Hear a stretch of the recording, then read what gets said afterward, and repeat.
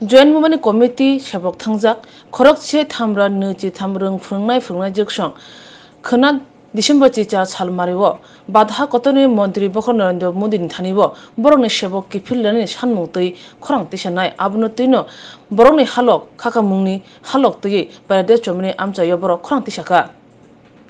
আপনারা জানেন আজকে আমরা জেএমসির তরফ থেকে একটা মানবিক আবেদন নিয়েই রাস্তায় এসেছি। আগামীকালকে আমাদের দেশের প্রধানমন্ত্রী শ্রী নরেন্দ্র মোদী সাহেব আসছেন। আমরা জেএমসির তরফ থেকে ওনাকে ওয়েলকাম জানাই, যেহেতু উনি আমাদের রাজ্যে আসছেন, আমাদের দেশের প্রধানমন্ত্রী, আমারও প্রধানমন্ত্রী। ওনাকে প্রথমেই আমরা স্বাগত জানাচ্ছি। পাশাপাশি একটা কথা আমরা আপনাদের মাধ্যমে মনে করিয়ে দিতে চাই, 2018 ইলেকশনের আগে আমাদের দেশের প্রধানমন্ত্রী আমাদের রাজ্যে এসেছিলেন এবং আস্তাবল ময়দান, যেটাকে বিবেকানন্দ ময়দান বলা হয়, সেই ময়দানে উনি একটা শব্দ ব্যবহার করেছিলেন 10-3-23। তার মানে এই 10,323 শিক্ষকদের যে সমস্যা সেটা উনি জানতেন 2017 সালেই। আমাদের একটা প্রশ্ন যে সেই সমস্যাটা আপনি 2017 সালে শুনেছিলেন, আজকে 2022 ডিসেম্বর মাস, সেই সমস্যা কিন্তু এখনও সমস্যায় আছে। তারই মাঝখানে আমরা 147 জনকে হারিয়েছি আমাদের সহযোদ্ধাদের। কী অপরাধ? আমরা শিক্ষকতা করতাম, যদি কোনো ভুল করে থাকে সেটা করেছে রাজ্য সরকার। এই ভুলের শাস্তি কেন আমরা পাচ্ছি আমরা দেশের প্রধানমন্ত্রীর কাছে জানতে চাই। গত 4.5 বছর আপনাদেরই দলের সরকার, যদিও আমি দল বলতে পছন্দ করি না, তারপরও বলবো, এরা তো বলছে ডাবল ইঞ্জিন, তাহলে আমাদের সমস্যার সমাধান কেন হচ্ছে না? আপনারা ভিশন ডকুমেন্টে দিয়েছিলেন যে হিউম্যানিটেরিয়ান গ্রাউন্ডে আমাদের এই সমস্যাটাকে রিজলভ করবেন, কেন আমরা সমস্যার সমাধান পাচ্ছি না? তাই আজকে রাস্তায় দাঁড়িয়ে আমরা দেশের প্রধানমন্ত্রী মাননীয় নরেন্দ্র মোদী মহাশয়ের কাছে আবেদন রাখতে চাই যে আমাদের এই সমস্যা অচিরেই সমাধান করুন। আগামী মাসে 23 ইলেকশনের ঘোষণা হয়ে যাবে, তারপর আর এই সমস্যার সমাধান হবে না। আমাদের রাজ্যের মাননীয় মুখ্যমন্ত্রী একটা ইনিশিয়েটিভ নিয়েছিলেন, পরবর্তীতে উনি জানিয়েছিলেন সেকেন্ড ফেজের মিটিং করে এই সমস্যার সমাধান করবেন, কিন্তু দুর্ভাগ্য এখন অবধি উনি সেকেন্ড ফেজের মিটিং করতে সময় পাচ্ছেন না। তাই আমরা দেশের প্রধানমন্ত্রী, আমার প্রধানমন্ত্রীর কাছে আমরা মানবিক আবেদন করতে চাই, মানবিক দিক দিয়ে আপনি হাত বাড়িয়ে এই 10,323 সমস্ত শিক্ষকদেরকে বাঁচান। আমরা বাঁচতে চাই, আমরা শিক্ষকতা করেছি, আমরা কলম নিয়ে বাচ্চাদেরকে শিক্ষিত করেছি, আমরা কোনো আতঙ্কবাদী নই। আমরা বাঁচতে চাই, এ দেশের নাগরিক আমরা। আপনি বলে থাকেন সবকা সাথ সবকা বিকাশ, কোথায় যে আগামীকাল দেশের প্রধানমন্ত্রী আমাদের ত্রিপুরা রাজ্যে আসছেন, ওনার কাছে আমরা একটা বার্তা দিতে চাই এবং ওনাকে মনে করিয়ে দিতে চাই। গতকালকে আমরা সোশ্যাল মিডিয়াতে খুব প্রচার দেখেছি, একটা বিষয় খুব ভাইরাল হয়েছে যে দেশের প্রধানমন্ত্রী বলেছেন যে 10-3-23 का রিজলভ হো গয়া না। অ্যাকচুয়ালি তো কিছুই হয়নি। উনি কি বোঝাতে চেয়েছেন? আসলে তো আমাদের কোনো সুরাহা হয়নি। আমরা এটাই বলবো যে উনি আমাদের রাজ্যে আসছেন, দেশে এবং রাজ্যে একটা ডাবল ইঞ্জিনের সরকার। ওনারা ভীষণ ডকুমেন্টে বলেছিলেন যে আমাদের 10,323 যে সমস্যা সেটা হিউম্যানিটেরিয়ান গ্রাউন্ডে ওনারা রিজলভ করবেন। এখন পর্যন্ত ওনাদের মানবিকতা আমরা দেখতে পাইনি, সরকার কোনো মানবিকতা দেখায়নি। আগের মুখ্যমন্ত্রী বিপ্লব কুমার দেব মহাশয় 2-1 মাসের মধ্যে সমাধান করবেন বলেছেন, করেননি। বর্তমান মুখ্যমন্ত্রী ডক্টর মানিক সাহা মহাশয় বলেছেন যে কথা বলবেন, আইনজ্ঞ বিশেষজ্ঞদের সঙ্গে কথা বলে আমাদের যদি একটা কোনো ছিদ্র থাকে সেটা তিনি দেখবেন। কিন্তু প্রথম ফেজে বসেছেন, সেকেন্ড ফেজ আর কোনো খবর নেই। তাহলে দুজন মুখ্যমন্ত্রী কোনো কিছুই করতে পারেননি, সরকার কিছু করেনি, তাদের প্রতিশ্রুতি রক্ষা করেনি। আমরা তাই এখানে জড়ো হয়েছে। আগামীকাল দেশের প্রধানমন্ত্রী আমাদের রাজ্যে আসছেন, উনিও জানেন যে 10,323 একটা জ্বলন্ত সমস্যা। আমরা ভোটাধিকার রাখি, আমরাও ভোট দিই, আমাদের ভোট ওনাদের প্রয়োজন। সুতরাং ওনারা যেহেতু আগামী কিছুদিনের মধ্যেই কিন্তু ইলেকশন ঘোষণা হবে, তার আগেই যেন ওনারা আমাদের এই যে সমস্যার সমাধান, আমাদের 10,323 চাকরি ফিরিয়ে দেওয়ার ব্যবস্থা করেন। এবং এই পর্যন্ত ওনারা প্রতিশ্রুতি দিয়েছেন, ভীষণ ডকুমেন্ট থেকে শুরু করে বারবার বলেছেন আমাদের চাকরির ব্যবস্থা করবেন, ফিরিয়ে দেবেন আমাদের চাকরি। কিন্তু এই প্রতিশ্রুতি আমরা দেখতে দেখতে আমরা যখনই আন্দোলনে নামি, আমরা যখনই দাবি করতে নামি, তখনই আমাদেরকে লাঠিপেটা করা হয়, জলকামান দেওয়া হয়, আমাদের নামে মিথ্যা মামলা দেওয়া হয় এবং সরকার আমাদের প্রতি খুব আক্রমণাত্মক হয়ে ওঠে। এই থেকে আমরা তো বুঝতে পারি না ওনাদের যে সদিচ্ছা আছে। আজকে নির্বাচনের প্রাক মুহূর্তে আমাদেরকে 10,323 আমরা যারা জীবিত আছি এখন পর্যন্ত আমাদের এখনো রাস্তায় আসতে হচ্ছে, আমাদের এখনো রাস্তায় দাঁড়িয়ে বলতে হচ্ছে দেশের প্রধানমন্ত্রী আমাদের রাজ্যে আসছেন, উনি মানবিক হন, ওনাদের মানবিকতা দেখান। আজকে উনি নিজে বলেছেন, ওনাদের ভীষণ ডকুমেন্টে বলা হয়েছে যে ওনারা মানবিক দৃষ্টিকোণ থেকে আমাদের চাকরির রিজলভ করবেন, আমাদের ব্যবস্থা করবেন। এবং এই অপেক্ষা করতে করতে আমাদের কিন্তু 147 জন শিক্ষক শিক্ষিকা মারা গেছেন, কেউ সুইসাইড করেছেন, কেউ চিকিৎসার অভাবে মারা গেছেন এবং কেউ হার্ট অ্যাটাক করেছেন। আমাদের মানে এখনো অনেকেই মৃত্যু সজ্জায়, আমাদের পরিবারগুলি মানসিকভাবে, আর্থিকভাবে, শারীরিকভাবে বিপর্যস্ত। তাই আমরা আজকেও রাস্তায় আসতে বাধ্য হয়েছি।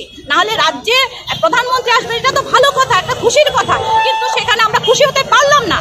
উনি বলে গেছেন যে 10,323 का हो गया, क्या हो गया, अभी तक कुछ नहीं हुआ, अभी तक सुराहा नहीं हुआ। আমাদের যে 10,323 যে হিউম্যানিটেরিয়ান গ্রাউন্ডে যে তারা রিজলভ করবেন সেটা ওনারা করতে পারেননি, ওনারা প্রতিশ্রুতি পালন করেননি। তাই আমরা বলবো যে দেশে যখন প্রধানমন্ত্রী আসছেন, আপনাদের সদিচ্ছা থাকলে আপনারা ডাবল ইঞ্জিনের সরকার, আপনারা অবশ্যই আমাদের চাকরি ফিরিয়ে দিতে পারেন। আপনাদের 10 মিনিটের ব্যাপার, আপনি এসে আমাদের রাজ্যের সরকারের সঙ্গে কথা বলুন, ক্যাবিনেটকে বসে আমাদের 10 মিনিটের মধ্যে আমাদের জন্য চাকরি ফিরিয়ে দেন এবং আমাদের যে 147 জন শিক্ষক মারা গেছেন তাদের পরিবারগুলো অনাথ হয়ে গেছে, সেই পরিবারগুলোকে ডাইন হার্নেসে একটা চাকরি প্রদান করার আমরা আবেদন করছি। আপনাদের মাধ্যমে আমাদের এই বার্তা, আমাদের এই মেসেজ যেন প্রধানমন্ত্রীর কানে পৌঁছায়, ওনার দৃষ্টিগোচর করতে আমরা আজকে এই এখানে জমায়েত হয়েছি, এটাই বলবো। ধন্যবাদ। দেখুন, বর্তমানে আমরা তো জানি যে সরকারটা চলছে, সেই সরকারটা প্রতিশ্রুতি দিয়েছিল যে আমাদের একটা স্থায়ী সমাধান করবে এবং সেটা মানবিক দৃষ্টিভঙ্গি থেকে আইন মেনে করবেন বলেছে। এবং বর্তমান সরকার প্রতিষ্ঠিত হওয়ার আগে যে জমায়েতটা হয়েছিল তখন প্রধানমন্ত্রী নিজে এসেছিলেন, নিজে এসে অলরেডি আমাদের সবাই বলেছেন যে উনি নিজে 10,323 কথা বলেছেন এবং এটা নাকি উনি সলভ হয়ে যাবে।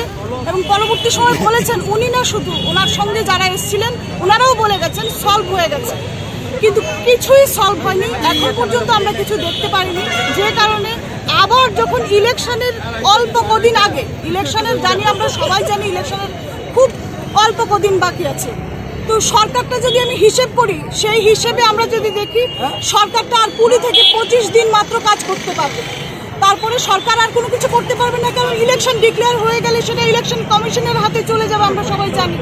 তাহলে ওনাদের হাতেও আছে 20 থেকে 25 দিন। তার ঠিক আগ মুহূর্তে আমাদের মাননীয় প্রধানমন্ত্রী আসছেন। নিশ্চয়ই সরকারের আমরা আগে যেটা লক্ষ্য করেছি, যখন সরকার প্রতিষ্ঠিত হওয়ার আগে এসেছিলেন তখন তিনি সরকারের হয়ে কিন্তু প্রচারে এসেছিলেন। বর্তমান যে সরকার, সেই সরকারের হয়ে তিনি প্রচারে এসেছিলেন এবং সেই প্রচারে তিনি প্রতিশ্রুতির কথা বলেছিলেন। তাহলে তো মাননীয় প্রধানমন্ত্রীর এই দায় এড়াতে পারেন না যে নিজে উনি দাঁড়িয়ে এই কথাগুলো বলেছিলেন 10,323 একটা স্থায়ী সমাধান করবেন। তাহলে তো উনি এই দায় এড়াতে পারেন না, কারণ সরকার, যে সরকার এখন প্রতিষ্ঠিত সেই সরকারের হয়ে তিনি বলেছেন। কাজে আবার ইলেকশন চলে এসছে, এতদিন কোনো কথা নেই।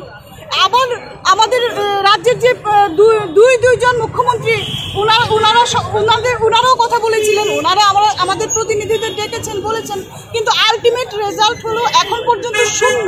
যে কারণে আমাদের দফায় দফায় রাস্তায় দাঁড়িয়ে দাঁড়িয়ে আমাদের নিজেদের কথা জানান দিতে হয়। অথচ আমরা যখন রাস্তায় দাঁড়িয়ে রয়েছি, আমরা দেখি আমাদের আমাদের পাশ দিয়ে মাননীয় মুখ্যমন্ত্রী চলে যাচ্ছেন আর আমরা এখানে দাঁড়িয়ে চিৎকার করতে হচ্ছে। অথচ উনি নাকি সব জানেন, ঘরে ঘরে সুশাসন, স্বচ্ছ ব্যবস্থা সবকিছু আছে। তাহলে আমরা কিসের জন্য রাস্তার এক প্রান্তে দাঁড়িয়ে আছি, উনি আরেক প্রান্তে ঝাড়ু নিয়ে পরিষ্কার করে যাচ্ছেন। পরের দিন আমাদের প্রধানমন্ত্রী আসবেন, মানে আমরা যেটা বলতে চাই না, আমরা শিক্ষকতা করেছি, তো আমরা যেটা বলতে চাই না সেগুলো আমাদের দিয়ে বলাচ্ছেন। হ্যাঁ, আমাদেরকে মানে মনে হচ্ছে আমরা অন্য ভিন গ্রহ থেকে এসেছি, এখানে দাঁড়িয়ে কথা বলছি। অথচ একে একে করে 147 জন শিক্ষক, আমাদের 147টা পরিবার শেষ হয়ে গেছে। আমরা চাইবো ইতোমধ্যে, কালকে আপনি আসছেন, ওয়েলকাম, আসুন, কিন্তু আমাদের বিষয়টা কালকেই বলে যান। কারণ আপনারা তো বলেছেন ডবল ইঞ্জিনের সরকার, আপনারা রয়েছেন, রাজ্যেও রয়েছে, কেন্দ্র আপনারা, কাজে কোনো অসুবিধা নেই। আমরা আশা করব কালকেই আপনি কিছু একটা আমাদের উদ্দেশ্যে বলে যাবেন, এটা আশা করে আমরা আজকে এখন পর্যন্ত মানবিক কথাটা বলি আপনার কাছে আবারও আবেদন করছি। জানেন, আগামীকাল ভারতের প্রধানমন্ত্রী শ্রী নরেন্দ্র মোদী উনি রাজ্য সফরে আসছেন একদিনের। ওনার কাছে আমরা জয়েন্ট মুভমেন্ট কমিটির পক্ষ থেকে মানবিক আবেদন করতে চাই, যেহেতু উনি আজ থেকে প্রায় 58-59 মাস আগে স্বামী বিবেকানন্দ মাঠে এসে বলেছিলেন নির্বাচনী প্রচারে এসে, যদি আমার দল ক্ষমতায় আসতে পারে তাহলে এই রাজ্যের একটা জ্বলন্ত সমস্যা আপনারা জানেন 10,323, আজকে প্রায় 4-5 বছর ধরে এই সমস্যাটা উনি বলছিলেন প্রকাশ্য জনসভায়, যদি এ রাজ্যে বিজেপি ক্ষমতায় আসে তাহলে ওনারা প্রথম ক্যাবিনেটেই ওনারা 10,323 শিক্ষকদের সমস্যাটা সমাধান করে প্রত্যেককে সসমানে বিদ্যালয়মুখী করা হবে। কিন্তু লক্ষণীয় বিষয়, আজকে সরকারে এসছে বিজেপি এবং আইপিএফটি জোট সরকারে ক্ষমতায় এসছে 57 মাস হলো, প্রতিশ্রুতি পূরণের কোনো ধরনের লক্ষণ আমরা লক্ষ্য করতে পারছি না। এই হতাশার থেকে 147 জন এখন পর্যন্ত প্রয়াত হয়েছে, 8 থেকে 10 জন শিক্ষক শিক্ষিকা এই ফার্স্ট স্টেশনে সুইসাইডের রাস্তায় বেছে নিয়েছেন। কি অপরাধ ছিল আমাদের? আমরা তো শিক্ষা দপ্তরের এবং সরকারের যেই ইনস্ট্রাকশন, যেই বিজ্ঞপ্তিমূলে আমরা ইন্টারভিউ দিয়েছি, সেই বিজ্ঞপ্তিমূলে আমরা অ্যাপয়েন্টমেন্ট পেয়েছি, তাহলে ওনারা কেন এখন অবধি এই আমাদের সমস্যাটা? আপনারা জানেন এই রাজ্যের এখন বর্তমান সময়ের একটা জ্বলন্ত সমস্যা হলো আমরা 10,323। আমরা চাই উনি যেহেতু আমাদের কাছে একটা সুযোগ এসছে, উনি যেহেতু কালকেই রাজ্যে আসছেন এবং স্বামী বিবেকানন্দ মাঠে উনি একটা কর্মসূচিতে অংশগ্রহণ করবেন, সেই কর্মসূচিতে যাতে উনি আমাদেরকে বিদ্যালয়মুখী করার জন্য একটা উদ্যোগ গ্রহণ করেন, তার জন্য আমরা আজকে ওনার কাছে এই রাজধানীর প্যারাডাইস চৌমুহনী থেকে ওনার কাছে আমরা মানবিক আবেদন করতে চাই। আর দীর্ঘায়িত না করে, আপনি যেহেতু ভীষণ ডকুমেন্টে রেখেছেন, আমরা দেখেছি বিজেপি এবং আইপিএফটি জোট সরকারের যে ভীষণ ডকুমেন্টের ইশতেহারে 6 নম্বর পেজে 12 নম্বর কলমে সুস্পষ্টভাবে লেখা আছে, যদি ক্ষমতায় আসতে পারি তাহলে আমরা তাদেরকে সসম্মানে আইন সংশোধন করে বিদ্যালয়মুখী করা হবে। কিন্তু আমরা লক্ষ্য করলাম আজকে 57 মাস হলো বিদ্যালয়ে পাঠানোর জন্য কোনো ধরনের উদ্যোগ গ্রহণ করেন। তার জন্যই আজকে আমরা শেষবারের মতো ওনার কাছে এই আবেদনটুকু করছি, আর দীর্ঘায়িত না করে আমাদেরকে প্রত্যেককে, আমরা যারা আছি তাদের প্রত্যেককেই সসম্মানে বিদ্যালয়মুখী করা হোক, এই জন্যই এখানে আমরা সমবেত হয়েছি। ধন্যবাদ।